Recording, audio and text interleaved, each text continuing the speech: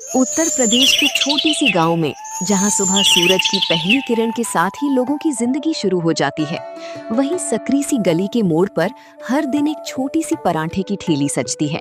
उस ठेली की मालकिन है रानी। ना कोई बड़ा घर, ना कोई बड़ी दुकान, ना ही कोई सहारा, लेकिन उसके चेहरे पर हमेशा एक मुस्कान रहती है। लोग कहते हैं कि अगर मेहनत का दूसरा नाम होता तो उसका नाम रानी होता। हर रोज जब पूरा गांव सो रहा होता है, तब रानी उठ जाती है, अंधेरे में चूल्हा जलाती है और अपनी हाथों से ऐसे परांठे बनाती है कि उसकी खुशबू पूरे गली में फैल जाती है। और काम पर जाने वाले लोग कहते हैं कि रानी के परांठे खाए बिना उनका दिन शुरू नहीं होता। मीशा कहती है, गरीबी बुरी नहीं होती, हिम्मत हार जाना बुरा होता है। रानी का सपना बहुत बड़ा नहीं है, वो बस इतना चाहती है कि उसकी मेहनत से उसका छोटा सा संसार चलता रहे। गांव के लोग उसकी ठेली पर सिर्फ पराठे खाने नहीं आते, बल्कि उसकी बातें भी सुनने आते हैं, क्योंकि रानी के पास हर परेशानी का जवाब होता है और हर दुखी इंसान के लिए दो मीठे शब्द। तो आइए शुरू करते हैं आलू पराठे वाली रानी की दिल छूने वाली कहानी। सुबह की नरम धूप में रानी अपनी छोटी सी परांठे की थैली खोलती है, लकड़ी का पतरा सीधा करती है और गहरी सांस लेकर दिन की शुरुआत करती है। चलो, आज दिन अच्छा जाएगा। बस हाथ चलते रहें और मन डगमगाए नहीं। पहले आटा निकाल लेती हूँ, फिर आलू मसल देती हूँ। लोग आते ही जल्दी मचाने लगते हैं। अरे रानी, आज तो बहुत सुबह आ गई तुम। अभी तो गली भी पूरी जागी नहीं। काका, जो जल्दी तवा गरम करे वही पहला ग्राहक पकड़ता है। देर करूंगी तो कमाई हाथ से निकल जाएगी। बात तो ठीक कह रही हो, मेहनत तेरे हाथों में साफ दिखती है बेटी। मेहनत ही तो है काका, जो रोज मुझे फिर से यहाँ खड़ा कर देती है। रानी बड़ी टब में आटा डालकर उसमें पानी मिलाती है। उसके हाथ तेज हैं, मगर हर हरकत साफ और साधी हुई है। थोड़ा नरम, बस इतना आटा नरम रहेगा तो पराठा भी अच्छा फूलेगा। तू काम ऐसा करती है जैसे कोई बड़ा उस्ताद रसोई में खड़ा हो। उस्ताद नहीं काका, बस रोज की जरूरतों ने सिखा दिया है। ये लोइयां बराबर बननी चाहिए, नहीं तो कोई कहेगा छोटे पराठे दे दिए। और लोग कहेंगे भी क्यों, क्योंकि खाने में सबको हिसाब बहुत याद रहता है। उबले आलू की भाप अभी बाकी है। रानी उन्हें कटोरे में तोड़ती है और नमक, लाल मिर्च, हरी धनिया और थोड़ा सा जीरा मिलाती है। आलू अच्छे से मैश हो जाए तो भरावन हर गौर में बराबर आती है। रानी दीदी, आज फिर सबसे पहले तुम ही दिखी। तुम्हारे ठेले से तो सुबह की खुशबू आती है। और तेरी बातों से हिम्मत आती है। मीना स्कूल जा रही है क्या? हाँ दीदी, लेकिन पहले देखना था कि आज आलू वाले पराठे बन रहे हैं या सादे। आज आलू वाले ही बनेंगे। नमक, मिर्च, धनिया सब ठीक नाप के डाला है। तुम नाप कैसे समझ लेती हो? तुम तो कुछ तौलती भी नहीं। हाथ याद रख लेता है मीना, रोज का काम हाथों में बस जाता है। माँ कहती है तुम्हारे हाथ बहुत साफ चलते हैं, इसीलिए हम बेफिक्र होके खाते हैं। ये सुनकर अच्छा लगता है। पुराने कपड़े हैं तो हो, पर काम में गंदगी नहीं होनी चाहिए। दीदी, तुम हमेशा यही कहती हो। क्योंकि यही सच है। आदमी की इज्जत उसके काम से बनती है, कपड़ों से नहीं। रानी भरावन को उंगलियों से दबा कर देखती है। वो एक छोटी सी लोई उठाती है, उसे बेलती है और भीतर आलू भरकर किनारे बंद कर देती है। वाह, कितनी जल्दी बना लिया। मेरे घर में तो एक पराठे में ही आधा घंटा लग जाता है। जल्दी हाथ से आती है, जल्दबाजी से नहीं। फर्क समझना पड़ता है। ये बात मैं माँ को बताऊंगी। पहले पढ़ाई कर, फिर मेरी बातें बांटना। तवा अब गर्म है, हल्का धुआं उठ रहा है। पहले ग्राहक आने लगे हैं। गली थोड़ी चहल पहल से भर गई है। तवे पर पहला पराठा पड़ते ही घी की खुशबू हवा में फैल जाती है। गली की सुबह अब सचमुच जाग चुकी है। रानी, एक गरम गरम पराठा जल्दी दे, पहली सवारी पकड़नी है। एक नहीं, दो खा लो राजू भैया। खाली पेट रिक्शा चलाओगे तो चक्कर आ जाएगा। मन तो मेरा करता है कि एक नहीं तेरे सारे पराठे खा जाऊं, पर जेब में पैसे सिर्फ एक के हैं। तू पहले एक ही दे दे। अच्छा, पहले ये वाला लो, अगर पसंद आया तो दूसरा उधार नहीं, भरोसे पर दूंगी। तेरे यहाँ भरोसा भी मिलता है और खाना भी। यही वजह है कि मैं यहीं रुकता हूँ। लो प्लेट पकड़ो, अचार थोड़ा ज्यादा रख रही हूँ। सुबह के नाश्ते का स्वाद अच्छा होना चाहिए। वाह, गरम है, नरम है और मसाला भी बराबर डाला है तुमने। तू सच में कमाल करती है। बस ऐसे ही बोलते रहो, ग्राहक और भी खींचे चले आएंगे। तेरे पराठे की खुशबू ने मुझे यहाँ खींच लिया। पैसे थोड़े कम हैं, आधा ही पराठा चखा दे। काका अब ऐसा मत कहो, मैं आधा पराठा नहीं पूरा पराठा दूंगी आपको, पैसे बाद में ले लूंगी। पूरा ही दे दे, मैं कौन सा पीछे हटने वाला हूँ। रानी एक के बाद एक लोई बेलती है, भरावन भरती है और तवे पर पराठे पलटती जाती है।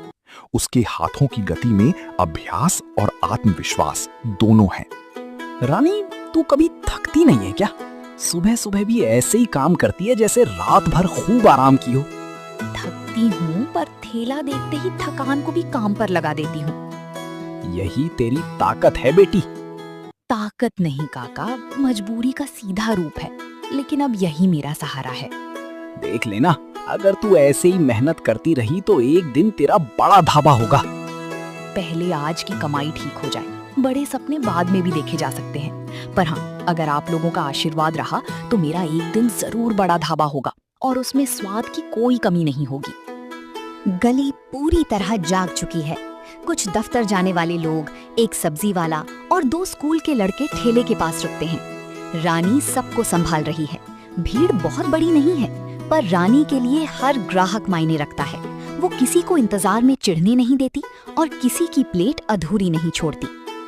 रानी, मेरे लिए 2 पराठे बांध दे, रास्ते में खा लूंगी। दुकान खोलने बहुत जल्दी में हूँ। अभी बांध देती हूँ कमला दीदी। अचार अलग रखूं या साथ में? अलग रखते, नहीं तो पराठे में अचार लग गया तो पराठे का सारा कुरकुरापन निकल जाएगा। दीदी, हमारे पास पूरे पैसे नहीं है, आधा पराठा मिल जाएगा क्या? मिल जाएगा, मैं किसी को खाली हाथ नहीं लौटाती हूँ। तुम दोनों बैठो, मैं अब भी गर्मा गर्म पराठा लगा देती हूँ। सच?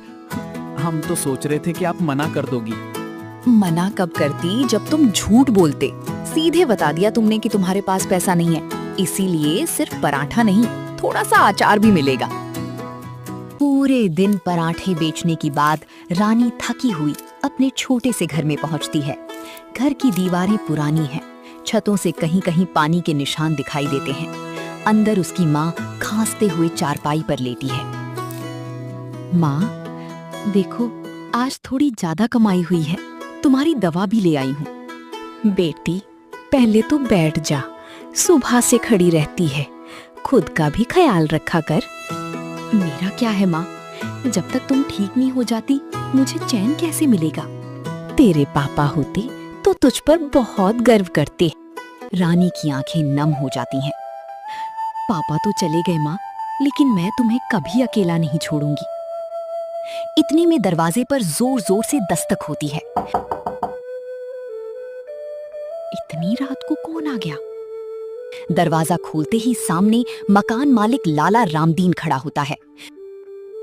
नमस्ते लाला जी, कुछ काम था? काम तो है, मुझे अगले 6 महीने का किराया एक साथ चाहिए।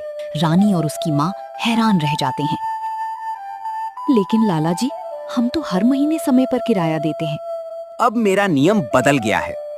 हम गरीब लोग हैं, इतना पैसा एक साथ कहाँ से लाएंगे? बहाने मत बना, 2 दिन में पैसे चाहिए, नहीं तो तुझे घर से बाहर निकाल दूंगा। बेटा, हमारी हालत देखो, मैं बीमार हूँ। मुझे किसी की बीमारी से मतलब नहीं। ये गलत बात है। ज्यादा जुबान मत चला, नहीं तो तुझे घर से तो निकालूंगा ही और तेरा धंधा भी बंद करा दूंगा। हम मेहनत की कमाई खाते हैं, किसी का हक नहीं मारते। बहुत घमंड आ गया है ना पराठों पर, देख लेना तुम्हें बर्बाद करके छोड़ूंगा। लाला गुस्से में वहां से चला जाता है। लाला के जाने के बाद घर में सन्नाटा छा जाता है। बेटी, कहीं सच में हमें घर से निकाल दिया तो? ऐसा कुछ नहीं होगा माँ, मैं तेरे लिए बोझ बन गई हूँ। ऐसा मत कहो माँ, तुम ही तो मेरी दुनिया हो। जब तू छोटी थी मैं तुझे गोद में लेकर पूरे गांव घूमती थी, आज तू मेरा सहारा बन गई है। तुमने मुझे मेहनत और ईमानदारी सिखाई है, मैं हार नहीं मानूंगी।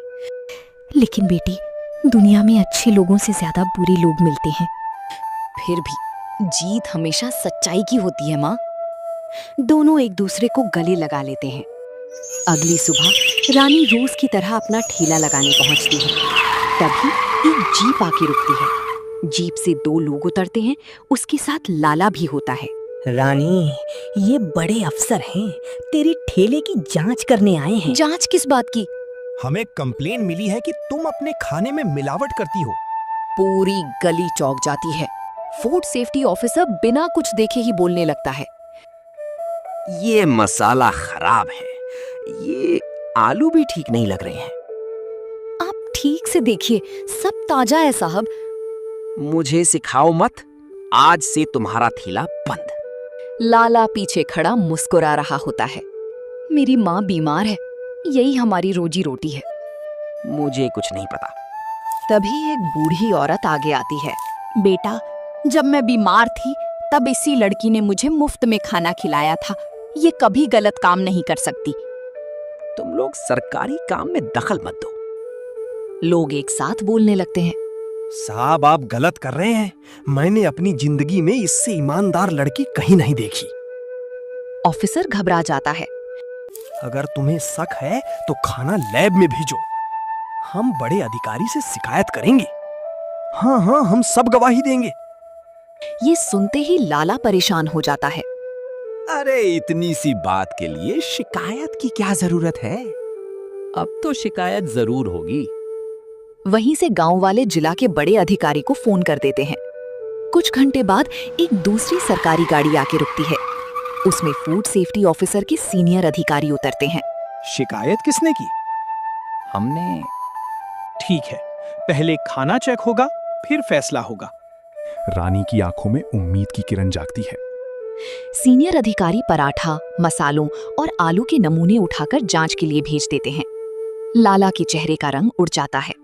लाला घबराकर पसीना पसीना होने लगता है। घबराओ मत, मैंने इतने सालों में बहुत लोगों को फंसाया है। बेटी, अगर ठेला बंद हो गया तो हमारा क्या होगा? माँ, मुझे भगवान पर भरोसा है। दुनिया में सच बोलने वालों की परीक्षा बहुत होती है और जीत भी उन्हीं की होती है। माँ, तुम बिल्कुल अपने पिताजी पर गई है। अगर पापा होते तो क्या करते? वो कहते, गरीब आदमी का सबसे बड़ा धन उसकी ईमानदारी होती है। रानी अपनी माँ की बात याद करती है। सच्चाई देर से जीतती है, लेकिन जीतती जरूर है। पूरे गांव के लोग रानी के ठेले के पास खड़े हैं और लाला के चेहरे पर घबराहट साफ दिख रही है। हमने रानी के पराठा, मसालों और तेल की जांच करवाई है। रिपोर्ट में सब कुछ बिल्कुल सही पाया है, लेकिन जांच में एक और बात सामने आई है। हमें पता चला है कि ये शिकायत झूठी थी और फूड सेफ्टी ऑफिसर ने रिश्वत लेकर ये कार्रवाई की है। हाँ, और इसके सबूत भी हमारे पास हैं। साहब, मेरी बात तो सुनिए। दीदी जीत गई, दीदी जीत गई। पुलिस लाला और भ्रष्ट अपराधी को गाड़ी में बिठा देती है। गांव वाले तालियां बजाने लगते हैं। रानी का ठेला पहले से भी ज्यादा चलने लगा है। लोग दूर दूर से उसके पराठे खाने आते हैं। ईमानदारी और मेहनत का रास्ता कठिन जरूर होता है, लेकिन अंत में जीत हमेशा सच्चाई की होती है। जो दूसरों को गिराने की कोशिश करते हैं, एक दिन खुद गिर जाते हैं, और जो दूसरों का भला करते हैं, पूरा समाज उनके साथ खड़ा हो जाता है।